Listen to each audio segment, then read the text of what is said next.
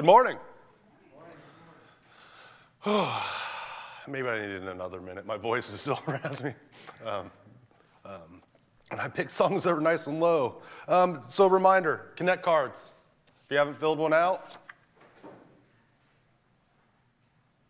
I've never filled one out. So I keep telling you guys to do it, but I've never done it. I just assumed everyone knows everything about me. Huh? Yeah. My wife probably did. Yeah, my wife did. I will remind you of the app. I double-checked my app this morning to see if all my notes were in there correct because I messed up my slides. I'm like, oh, well, at least it's right here, so that was good.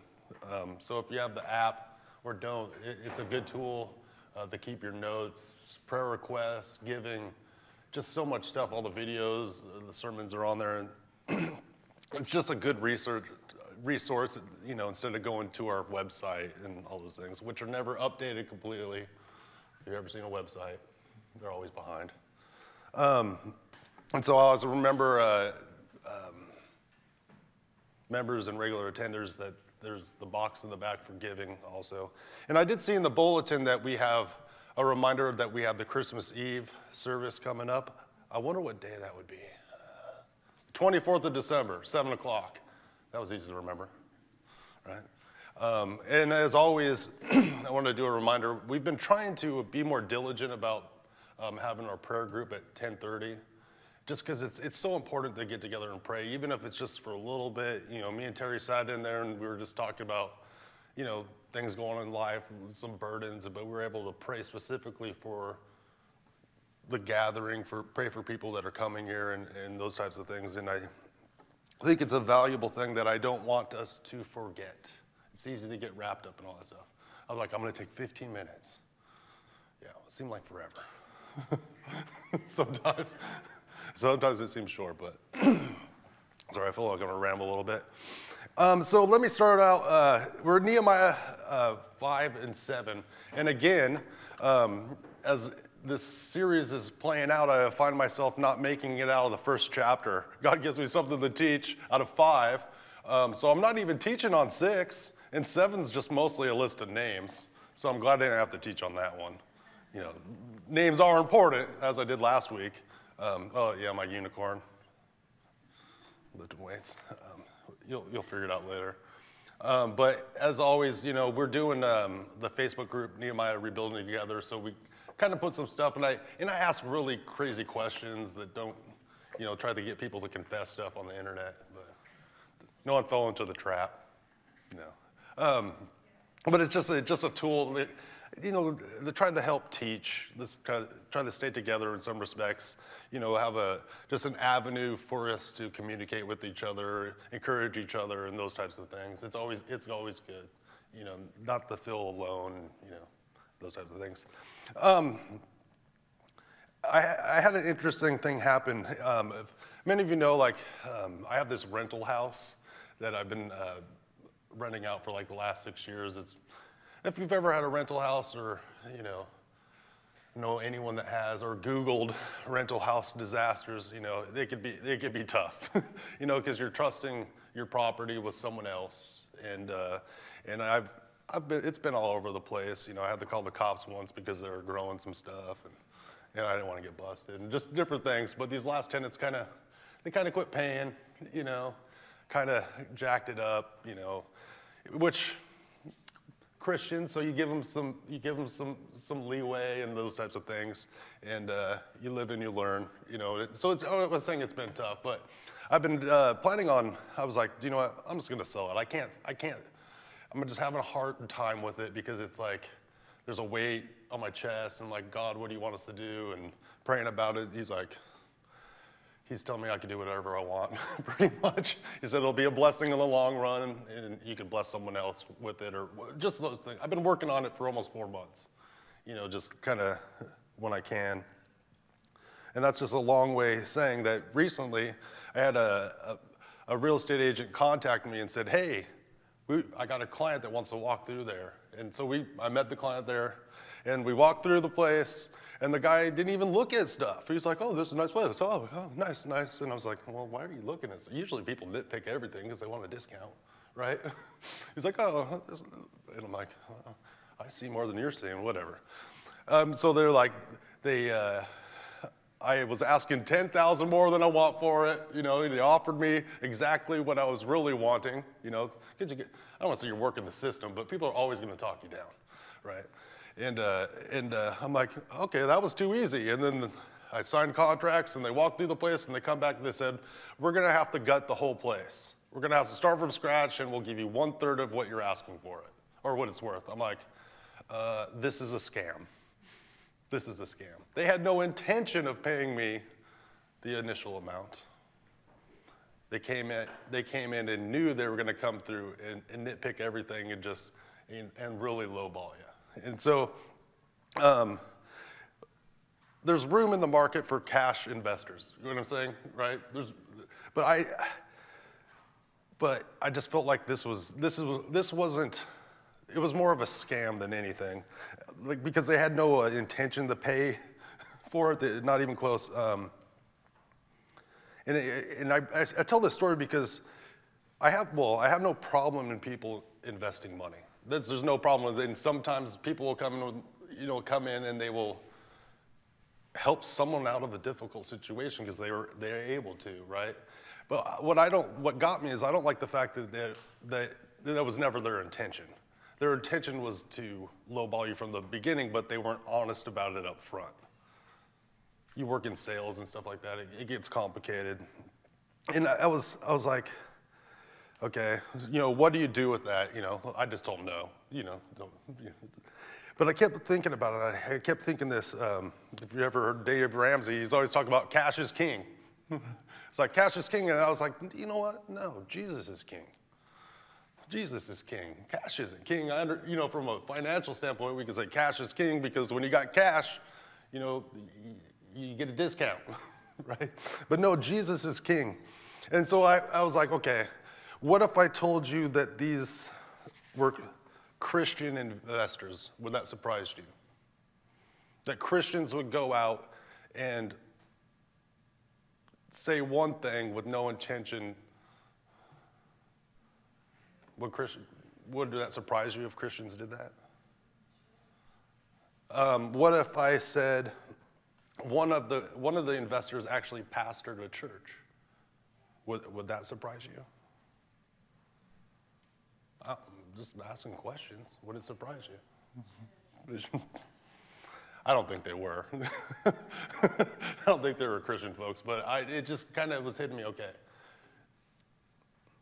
What if they were? Would that surprise you? And I was thinking about it, I was like, on one hand, I think I would be surprised because I'm hopeful that Christians are honest, right? I'm hopeful that people say they believe in Jesus, and have read his word and try to operate their lives that way, right? In one hand, but I've also met a lot of Christians who operate just like the world, and I'm one of them. If I reflect, often, we all kind of just look like the world, and some more than others, some more than others. I just don't like scams, right? And so Nehemiah in chapter 5, I would say it's not a book about money, it's a history book. I keep saying, if you don't know history, you're doomed to repeat it, right? This is a history book that we can learn a lot about. And chapter 5 isn't about money, but we find in Nehemiah 5 that the work on the walls and the gates stopped. They're working, everyone's working together, there's unity, they get together and they're working on this wall, but all of a sudden there's some money problems. And so the work stopped. And I was thinking, okay, well, they didn't have funding, right? Why does the work stop? Because you run out of funding. No, they had funding. The whole thing was funded by King Artaxerxes, 100%. No, there was funding to do all the work, but it stopped because a couple things. One, the people were working on the wall, so they had less time to provide for their families. And so people were not bringing in income as much, and they're still getting taxed and stuff, and it was a little complicated, but there's also a famine that came through during this time. So the people were having money problems. And I was looking at, when I'm reading Nehemiah 5, it says that they were being taxed at such a high rate that some of the people ended up having to get loans. on their fields and their vineyards or sell them. But some people also couldn't pay, so they essentially had to sell their children into slavery just to survive, right? So things were getting a little crazy, and it's a short period of time, but the famine and just the income, there was some money problems happening right in there, that even their kids were being put into slavery.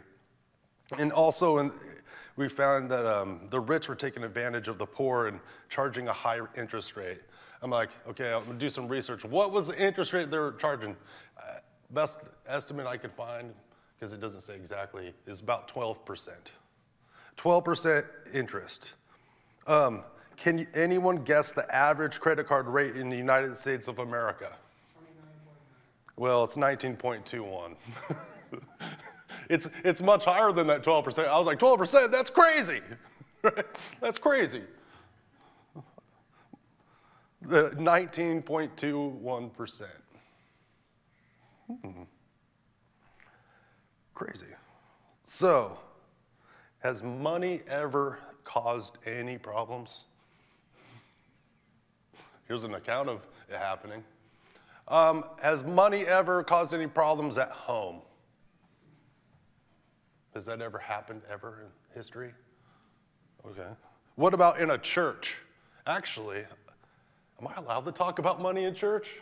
Right? Because aren't I going to get in trouble? Because everyone thinks the church is all about money? That's not the case. It's not the case. But there was a difference here. There was no difference here in Nehemiah. There weren't enough problems, or there was enough problems with money that actually stopped the work that God had for him. And I butchered that sentence because I was trying to read it. But just think about it. There were so many money problems happening right then that it actually stopped the work that God had for him. Wow. So I have to say our finances affect our ability to work for God. True or false? Yeah. Our finances affect our ability to work for God. And later on, I'm going to add to this, and it's not what you think it is. Okay? It's not what you think it is, totally. But it's easy for us to try to separate them, and if we do, I think we fall into a trap. As believers, I think we'll fall into a trap if we say our finances are over here and our relationship with God is over here. And they're separate things, because buying a house should be a spiritual decision just as much as a financial decision, right?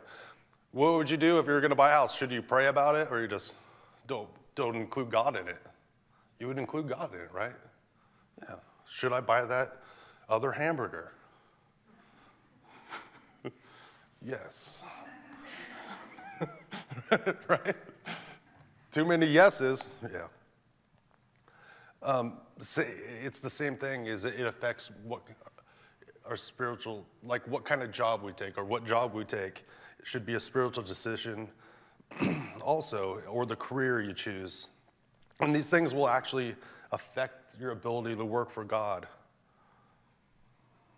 But I look at that and I said, but I would say if I boil all this down, what's most important is having the right heart when it comes to money, right?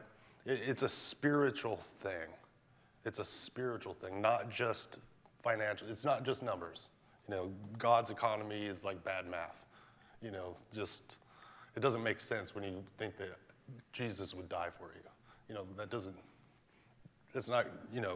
doesn't make sense. And so this is something I've talked to my wife about. Since before we even had kids, I've always said to her, our kids are not our kids. And she doesn't like it. See, she made the face. I knew it. I knew she was going to make the face. I'd say, our kids are not our kids, meaning that God has trusted us with them. I heard it in a sermon once, and I really liked it, and I think it changed the way I think about it. Because you think about it for one second. Okay, God trusted you with these kids. And then part of it, I think, man, that raises the bar, right? That raises the bar because now God's involved in the raising of my children. And I'm going to have to answer to him for that. because now I just can't make it up. But for me, it actually, I feel like gave me some relief because I realized that God trusted us with those kids. So it's actually possible to raise them. You know, because sometimes if God wasn't involved, I didn't know if I could do it. But now that God's involved with it and he's trusted me with them, I know that I can do it. And that might be a little bit of a stretch is how I think about it. I feel like it's similar with money, that once we realize that God has trusted us with 100% of the money that he gives us, and only ask for 10, it's not that big of a deal, right? Because he wouldn't ask us to live in 90% if it were not possible. Simple, right? It's possible.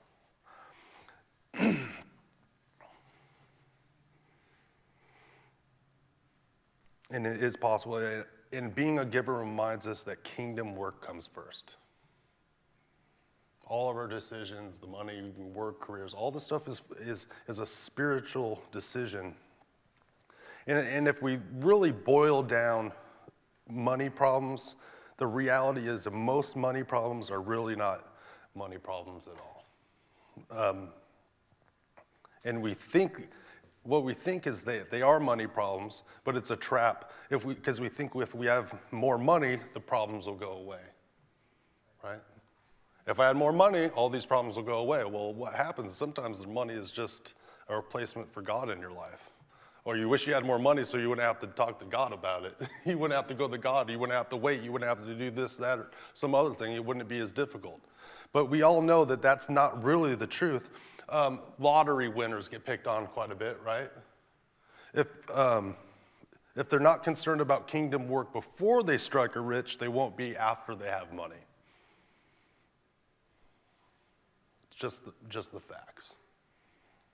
Luke 16:10 comes to mind. Whoever can be trusted with very little can also be trusted with much. And whoever is dishonest with very little will also be dishonest with very much.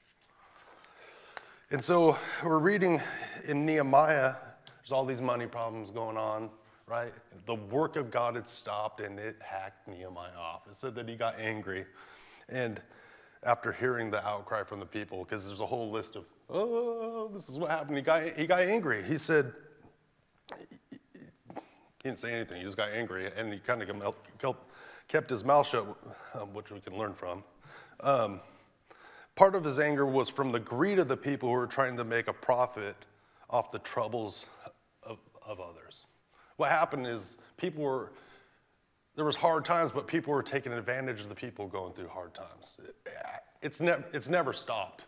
It's still going on today in the economy and stuff like that, all over the world. There's always rich people oppressing poor people. You look at third world countries, they got probably plenty of money, plenty of food, but the government's jacked, so the people suffer. It's just how it is, though. Rich are oppressing the poor. Reminds me of the verse where it says, why you give places of honor to the rich people? They're the ones that take you in the court and sue you. It's hard for a really poor person to sue you, right? It's just the truth. And if you've ever read the Old Testament, I'm pretty sure that it was actually against the law for them to be oppressing the poor people. Exodus 22. If you lend money to one of my people among you who is needy, do not treat it like a business deal. Charge no interest. So the Jewish people were charging the other Jewish people interest. Yeah, but they weren't supposed to. They weren't supposed to be charging each other interest. And Nehemiah also got angry because it broke the unity of the people. Like, it stopped the work of God, but because the unity was broken. You know, everyone was going all over the place. Like I said, fortunately, Nehemiah kept his mouth closed in his anger, which is, by the way, a leadership quality, being able to keep your mouth shut. If Taylor's not here today, I was going to say, he knows me well because, like, when I'm preaching a sermon now or whatever, but he's with me every day at work. And so what happens is something will happen. I'll find myself running my mouth a little bit more than I should, right? You just get worked up about something, right? And we turn around and we get into the situation, And almost every single time I run my mouth, I get to the situation, or I'm complaining about something, we get there, and it's like totally different than I expected. And God's always like, yeah, keep your mouth shut. Stop running your mouth every time. So I'm like, I'm learning slowly, but it happens every time for me. Man, yeah, Taylor knows. I don't even know why he's not at church, man. What's up? Hope he's watching online. Nehemiah didn't let his anger lead him into sin. He was passionate enough to get angry, right? He was passionate enough to get angry, but he was also wise enough not to act until he considered the matter carefully. And that takes experience. It takes time, and God will teach us to do that. But the next thing we find, Nehemiah courageously went out and confronted the nobles and addressed the problems head on, right? It's kind of hard. It's one thing to consider the matter. Now when you gotta go face it head on is a tough thing. It's a tough thing. They were treating the needy like a business deal, for one thing, but they're also re-enslaving the Jewish people that were just purchased out of slavery. That's what they'll realize. These people were just purchased out of slavery, became free people. Now the Jews were enslaving their own people after they were just bought out of slavery from other countries. I can't even think the words I'm trying to say, you know. I'm like, okay, all right. That's why he was mad. He was mad. And so he called them on it, and they had nothing to say, which, hey, they didn't run their mouths. That's good. Because I think what happened is when he called them on it, I think God was moving, for one. But they also knew that they became more interested in profit than what God said. And I think it's interesting that I used the word interested in profit, because they were charging interest on these people, on the needy, you know, the people that were going through tough times. And they realized that they were more concerned about the profit than what God said. Yeah. And I love Nehemiah. He says, set it right. Tells them, set it right. He's like, don't just feel bad, because we can get convicted by God about stuff, right? But he said, set it right. Don't just feel bad about it. Do something about it. Make it right. And so online I was asking this tough question. I said, do you have anything in your life that needs set right? Right? And you said my wife was very wise. Because it was a good, yeah. Because I forgot that someone might confess all their sins on the internet, which is never good. If you ever need to confess your sins to somebody and you're a woman, find another woman. If you're a man, find another man that you can trust that's not that impressed with you. Okay, those are the rules. Run them down. So I'm like, do you have anything in your life you need to set right? Is there a place that there's a hiccup or a hurdle in your life when it comes to your relationship with God, for one? Have you been robbing people? Well, like, I don't rob people, that's crazy. But have you been robbing people? Maybe you have. How do you look out your wheeling and dealing at your yard sales? Or is that off limits? That doesn't matter. Or have you been robbing God? Do you need to set that right? Or how is your attitude? That's what my wife was saying. She said, I have a bad attitude sometimes, and I need to set it right. Sooner than later. Amen. And I guarantee whatever my wife struggles with, when it comes to attitude, I'm like 10 times worse. And she'll say amen to that.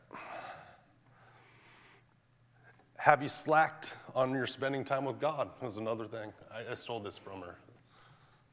Have you slacked on your spending time with God? Is that something you need to set right in your life? Is your life just got out of control and you don't even spend time with God anymore?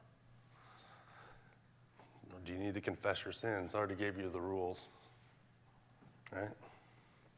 And I ask these things because I have this other question. Has the work of God stopped in your life?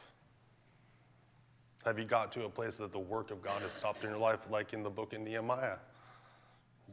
Did money problems come in, right? Was there a famine? Was the unity broken in your family? Lots of things. And I would say, I thought about that question after I asked it. I was like, well, that's probably a hard question to theologically to answer. This is the work of God's up in your life. But I can promise you that if you have something in your life that you think needs to be set right, your confidence in God working through you has been diminished. If I can't answer that theologically, I know for a fact that if you think that there is a place in your life that needs to be set right and you will not do it, the work of God in your life has been diminished. You're not doing what you're supposed to be doing, and you know it, and you're trying to hide. I'm a man, so I can like to compartmentalize stuff. I can be like, oh, I'll put that over there and all this. Be running some race. I'm not even on the right track, you know? Not even on the right track. I'm not going to win nothing. And so my challenge for the church, for you guys, is that you just don't feel bad.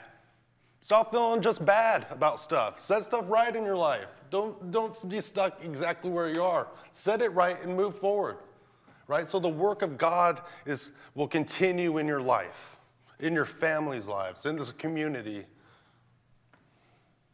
Set it right. Not for your benefit, for someone else's benefit, and for your benefit. I wrote this down. It's not on the screen, but it's out of Nehemiah 5. It said, Nehemiah said this to the nobles. He said, shouldn't you walk in the fear of our God and avoid the reproach of our Gentile enemies? I'll read that again. Shouldn't you walk in the fear of our God to avoid the reproach of our Gentile enemies? What is avoid the reproach? Nehemiah is saying, shouldn't you walk in the fear of God so that that the Gentiles are not disappointed with you? The Gentiles were looking at the Jewish people who called themselves God's people, right? The Jewish people consider themselves the Jewish. Everyone that's not a Jew is a Gentile. Let me just say it that way. Everyone that's not Jewish is considered a Gentile. And the Jews are saying, we are God's people. You don't think the Gentiles would know that, right? But Nehemiah was saying, we need to walk in the fear of the Lord to the point that we need to be concerned about the Gentiles, looking at us and not being disappointed with the people who say they're God's people. And I think that's something the church needs to remember. Doesn't it? If we say we know God, and people are watching us and assuming or taking us on our word, they're expecting something different from us. And I would say even the biggest skeptics of Jesus or people that are, well, let me say it this way. I think even the biggest skeptics of Jesus are secretly in their hearts wanting it to be true and looking at the church to be different and to inspire them. And they're secretly, they won't admit it, but I have to believe that they're wanting us to do a good job. I think they do. They're hoping to see something different from the people who say they represent God. Right? The Bible says that Christians are a peculiar people. Thus this picture with a unicorn head with a guy lifting some weights, getting jacked, right? We actually, at work this week, got a unicorn head just like that. Here, no, I didn't bring it. I could have. We actually got one this week because I've been saying the magical unicorn at work lately. Everything I touch is automatically fixed. There's someone's like, I can't find something. I'm like, oh, let me open the one. There it is. I don't know what's been happening, and then this mask comes in, so I'm a magical unicorn all of a sudden. As soon as I start boasting about it, it's gonna all be gone, but.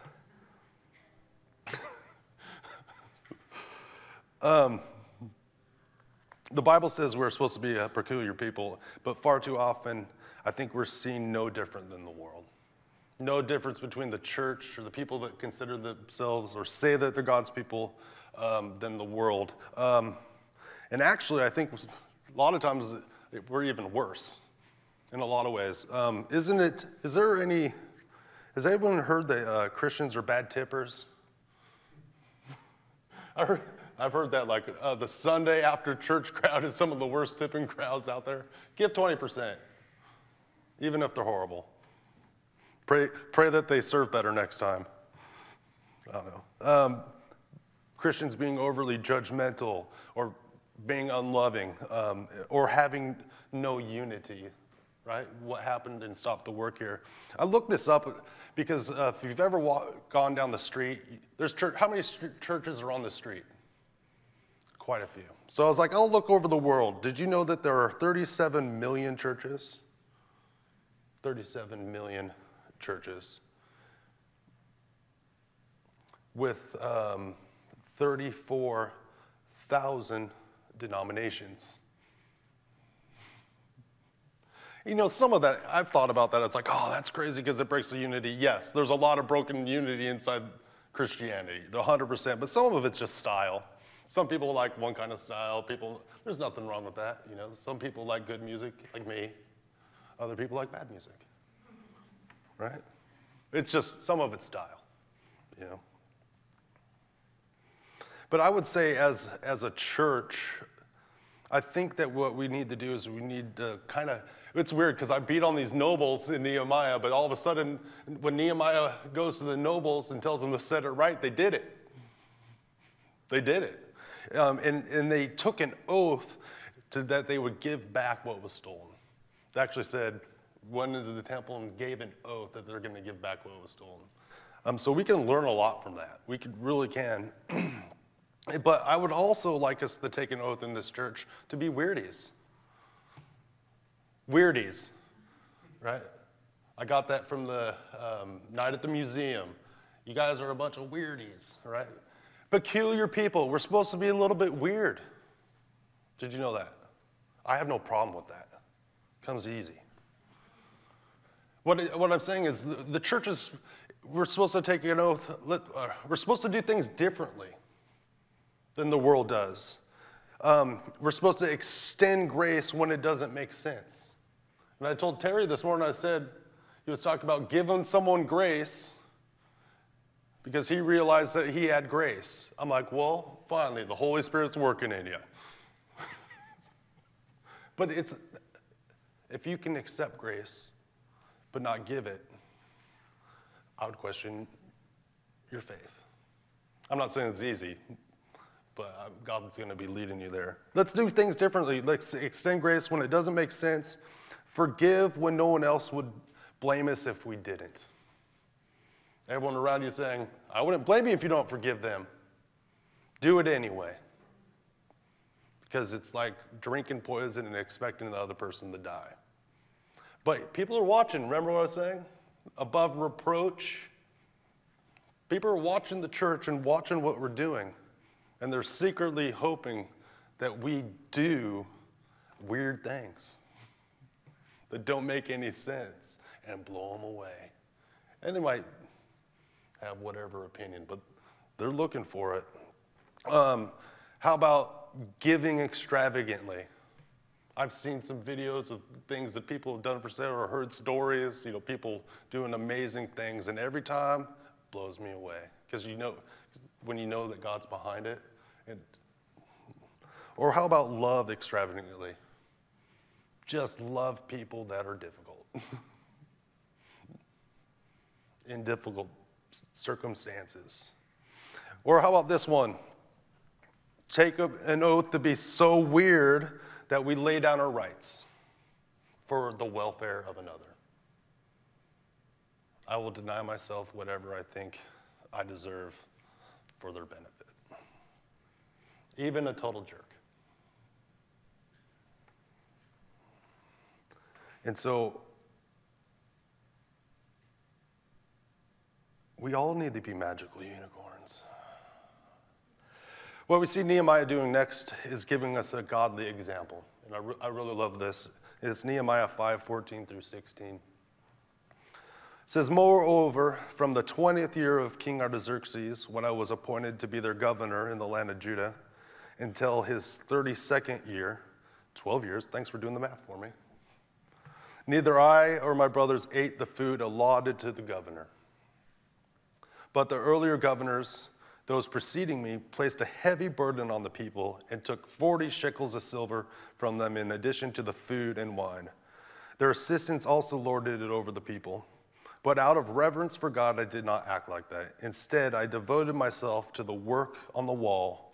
All my men were assembled there for the work. We did not acquire any land. And so we have Nehemiah with the right to take the governor's food allotment. He had the right to do it. He literally had the right for that income. He had the right. It was his, but he decided not to do it because he was a weirdie. But he also didn't take land because he was trying to inspire, right? He chose not to do it because he wanted to be a good example and a good leader. And he wanted to show people that he actually wasn't in it for the money and a lot of different things, but it doesn't make sense because he had the right to take it. And this reminds me of the Apostle Paul. Apostle Paul in 1 Corinthians 9.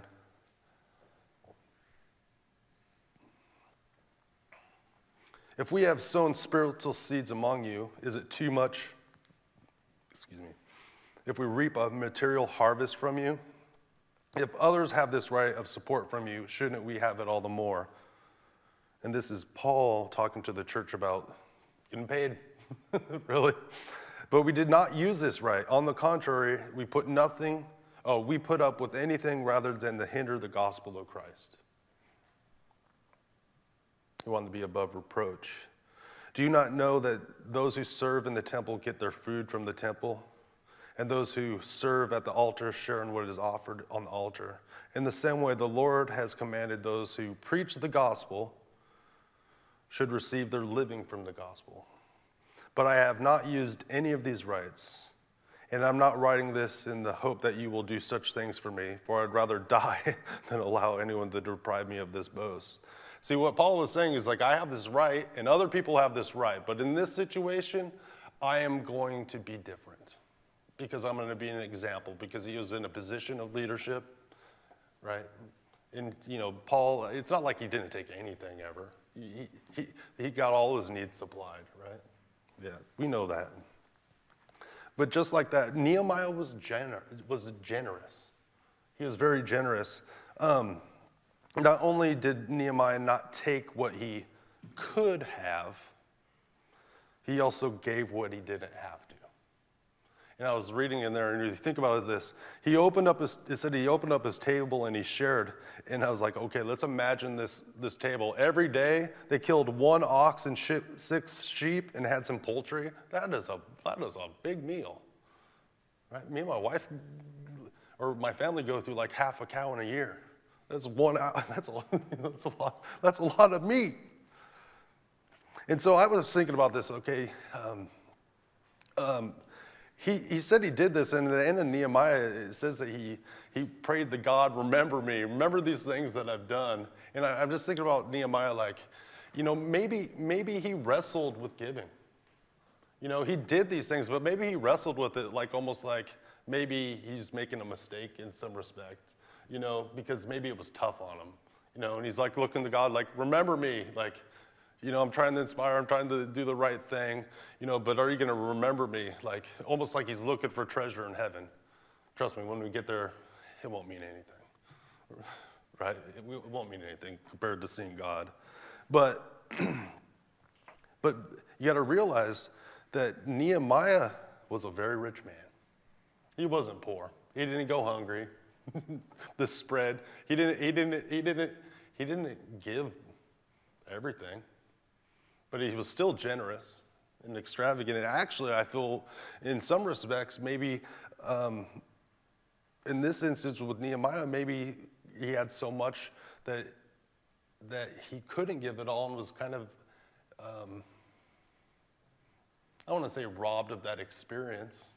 But because if you think about that, when Jesus was seeing people, they were watching people put money in the offering, and the widow went over there and just put in 1 penny. He said she gave more than everyone because she gave everything. I don't think Nehemiah could. I don't think he could have ever gave everything. Or maybe he did when he was younger, and that's how he got this wisdom. What if we all led by example? Do you think it would change anything?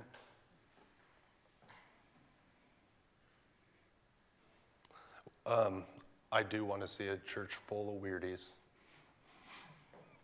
I do. I think we should be weird in the way that we live our life, different from the world, you know? And don't rub it in their faces. Just love well and give well. Be kind of people that would lay down their lives for one another. Weirdies that are generous, so generous that we feel the need to remind God what we have done because it actually cost us something. You know, you think about it, it's like, God, I gave you so much, are you going to remember me?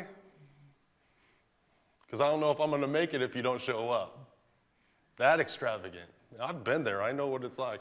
It's like, you telling me that's what I'm supposed to do? That's crazy. Do you know how many hamburgers I didn't eat to save that money? A lot. Weirdies that would pass on money if it meant robbing someone else. And I would say, I would challenge us to be so weird and so different that if an unbeliever saw you live in your life, they would not be disappointed with you.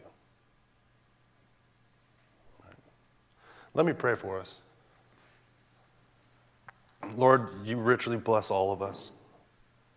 So much more that we could even see or acknowledge, Lord. Thank you for your Son and forgiveness and grace. Lord, I'm trying to be weird and inspiring people to be weird, but it's because I feel like you've been weird. You gave your Son. It doesn't make any sense to me, Lord. It was such an extravagant gift, Lord. I pray that we're motivated by that, motivated and moved to be the type of people that are concerned about unbelievers, concerned about being above reproach, and that they're not disappointed with us because we're the ones that bear your name, Christians, little Christ. Lord, I pray for this church that you'll move in our hearts to be weird, be different, Lord. And thank you for just these scriptures to learn from. Now you just teach us through stuff that I used to think was boring. Lord, thank you for that. Lord, I pray a blessing on all my brothers and sisters. Pray all in Jesus' name.